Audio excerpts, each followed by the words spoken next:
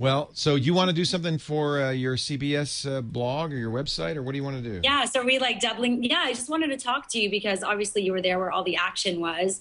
I'm actually recording right now. You're going live and I'm recording. Is that right? Wow. Yes. Like And double. and Yeah, I was watching earlier and you were doing that with everyone. It was kind of a weird experience. it was, it was really weird. We had the Fox 11 newswoman, Gigi, came down to interview me, and it was like crossing swords. It was like my mic went to her mouth, and then it. I can't imagine they're going to use that video. Let's just put it that way. It's an interesting visual there. Yeah. So basically, I'll introduce you here to my CBS News viewers. I'm talking to the tech personality extraordinaire and guru, Leo Laporte, and he's live streaming as I'm talking. And he was there where all the action was during the iPad announcement that everyone was waiting for basically today. Leo, give me a sense of the energy there. Well, first of all, we walked up and there's satellite trucks. Every network's there. Every local television station. Press that you would never see at an Apple event is there. It clearly, there was a lot more interest in this than the last iPod Nano release. This was a big story for mainstream media. In fact, I even remember watching this morning, CBS, the early show, and, of course, they're covering the State of the Union address, which is the big story of the day for normal people. But the tease, the thing they kept people watching through the commercials 3 or 4 times was, Apple's got a big announcement. What could it be? Apple's got a big announcement. What could it be? Yeah. That's what people were really interested in. So what exactly are we talking about? What is the iPad for the regular person out there, not maybe the tech person? Apple's really good at creating new products categories, or maybe taking product categories that haven't really taken off yet and making them succeed. It starts with the Apple II. The personal computer wasn't new, but the Apple II really made the personal computer, put it on the map. Same thing with graphic user interfaces. The Macintosh put graphic user interfaces on the map. The iPod, the iPhone. And I think Apple's goal here is to create virtually a new category. It's not a laptop. It's not an iPhone. If for shorthand, you could say it's an iPod Touch, one of these little iPods blown up to about 10 inches. And actually, that's almost exactly what it is. It still has the same iPod button at the bottom. It has the same user interface. In fact, it's exactly the same operating system. It's just a bigger screen. It's twice as wide and twice as tall. It's a beautiful screen. And some things happen when you get that big with the iPod Touch interface. The multi-touch, the pinch and zoom features really make a lot of sense, even more so on a bigger screen. The touch interface kind of is very usable. Same problem, of course. There's no physical keyboard, so you have to type on the screen. But those keys are bigger. They're actually almost as big as a normal keyboard would be. I found it very usable. It's a very elegant feeling device. It's got that heavy gauge aluminum unibody construction that Apple does for its MacBooks and MacBook Pros. And it feels very solid and good in the hand. Great industrial design. I think it's a beautiful product. We just don't know if there's a market. Yeah, is there use for it? Yeah, is there use for it? Like, you have the Kindle right now, you have your laptops. Then I guess the iPad's like right in the middle of both of those things. Yeah, I mean, in my opinion, it's going to replace my Kindle. I can't wait to replace the Kindle with it because it's a white screen with black text. The Kindle's kind of a blue-gray screen with black text. It has the ability to show color. It has the ability to show video and audio within a book. The book itself is bigger, nicer looking. The page turns are beautiful. It's really just an elegant user interface. I can't wait to read books on it. So it's $150 more than a Kindle, but of course it does a lot more than a Kindle. So it's a book reader for me. It's funny. I mean, one of the things Steve showed, it has a little dock you could put it on, and then it goes into photo mode, and it's one of those photo frames. A very high quality photo frame that you can upload new pictures to. That's pretty cool. It shows movies. It shows television shows. It has every app, all 120,000 apps that are available in the Apple application store now, and more to come. 100,000 actually, yeah. Yeah. Over 100,000. Yeah. So, in a way, it's like this a lifestyle accessory, it seems. Well, it might be, and certainly for women, it makes more sense because you've got purses. I don't know where a guy's going to stick this thing. It's way too big to put in a pocket. Instead of you holding our lip glosses, we'll hold the iPad. Will you do? Let's make you a deal. I'll hold your wallet and your lip gloss, and you'll hold my iPad. That's a good idea. That's a fair trade. Finally, something we could give you to hold. There you go. Well, were people disappointed though? Because I'm hearing there's a bit of disappointment. I think there's a lot of disappointment from people who were listening to the hype.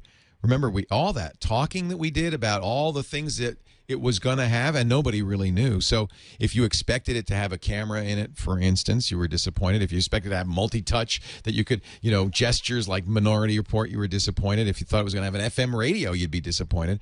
I wasn't disappointed. I thought, in fact, that it hit the nail on the head. It is exactly what Apple needed to do, which is not a computer, not a phone, but an appliance, a device that the technology gets out of the way, the user interface gets out of the way, and it just kind of works the way you'd expect it to do for the kinds of things that normal people want to do. It feels really good to me. See, I have a theory around this, you guys, and you have a guest there too. I love how we're just talking. But I think it's because they're going to come out with the next version. I mean, they knew that they didn't give us everything we wanted, right? Well, they have to have something to upgrade to, right? I love how everyone's like, oh, we want the camera, we want this. You're like, okay, well, we're going to have to pay for it probably for Christmas, for the Christmas presents. Maybe. Like release a new one. Maybe, or next year. I think that Apple was smart to keep it simple. To me, this has happened a lot in the computer industry. You make this grid of check marks of all the features, and the computer companies try to check all these boxes. And what you get is a very complex device with a lot of features people never use. Microsoft Word is a good example. Any antivirus is a great example. Most PCs are a good example. They're too complex for most people. So in a way, I think erasing some of those check marks and saying we're going to make a simple, easy-to-use device that's intuitive, that makes sense, that you already know how to use, I think there's something to be said for that. I was also disappointed about AT&T. They're still in a relationship. I'm on Verizon. I do have an AT&T phone, but it's like, open it up. I'm waiting for them to, open it up to other carriers. I think a lot of people thought Verizon was. This is again another example of. But the rumor said Verizon. There's never been any evidence that Verizon was going to get this device. The device does have 3G. It actually, Apple's using some of its clout with AT&T to get them to back down a little. There's no contract if you decide to buy the 3G. They're offering 250 megabytes, which isn't a lot, but it's enough for some people, for $15 a month. For $30 a month, you get the full unlimited plan, which normally costs $60. So, it's well priced. I may not even buy the 3G model. I might just get the one. All of them have Wi-Fi built in, and almost everybody has access to wireless networking these days. Yeah, it's funny. I was at the Grove, which was, an open-air mall here in LA, asking people about the iPad today. 1 out of 5 people knew what it was. That shows how niche right now. Do you feel like this whole thing is a niche buzz? I mean, yeah. It's interesting. Yeah, we geeks are obsessive about this stuff. I mean, we started talking about this 10 hours ago, and I haven't gone off the air since. I mean, this is, of course, we care way too much more than the average person. That's what we do. We're geeks. We're enthusiasts. But I think a lot of geeks are disappointed. The true geeks, the true tech enthusiasts wanted more from this thing. And I don't think it's aimed at the true tech enthusiast. I think it's aimed at the iPod user, somebody who wants something that's just simple. It's going to have their pictures on it, their music, their videos, their TV shows on it. I was a little disappointed. I did hope that Apple would have a subscription TV service on it. I think that would be a very compelling product on there. It's a really capable book reader. I think if I were the New York Times, I'd be really excited about it. I mean, the Kindle's a bad experience for the New York Times because the New York Times, you want to jump around, any newspaper or magazine, you want to jump around. You don't want to read linearly. The Kindle's really good if you just go page, page, page. This is a device that's designed. I mean, the New York Times looks gorgeous on this. You can move around in it very easily. You tap something and it'll open up.